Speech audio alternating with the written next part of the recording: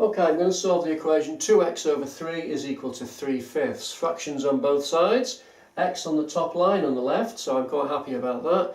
But I want to get x on its own, so I need to get rid of the 2 and the 3 from the left-hand side. So I'm going to do this in two stages. First of all, I'm going to get rid of the share by 3 on the left-hand side by timesing both sides by 3. So I times the left by 3, in which case we just get 2x, because 2x over 3, or 2x share by 3 and then times by 3 will just take us back to 2x. And if I times that by 3 on the left, I need to times the right hand side by 3. So on the right hand side, 3 over 5, 3/5. If I times it by 3 instead of 3/5, I get 9/5.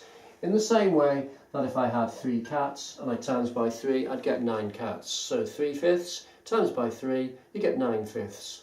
So the top number simply gets trebled to become 9. So we've got now 2x on the left is equal to 9/5 on the right. But I don't want 2x, I want a single x. So to go from 2x to get a single x, I have to share by 2. Share that by 2, I get a single x. If I share the left by 2, I need to share the right by 2. So I have to take the right hand side and share that by 2. Well, we have a problem because we've got 9/5 and I need to share that by 2. If I wanted to, I could say take the 9 and share it by 2, and what I do would be 9 shared by 2, that's 4.5. So I get 4.5 or 4.5/5. Well, I don't really like 4.5/5. Okay, we don't really like writing down fractions like 4.5/5, like so, 4.5 over 5. So I shouldn't really do that.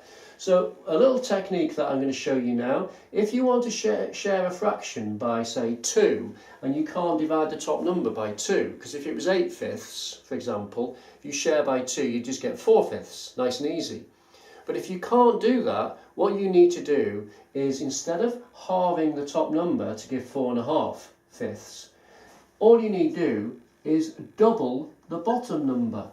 So you get 9, that stays the same, and instead of 5 on the bottom, you get 10 on the bottom. You double the bottom number.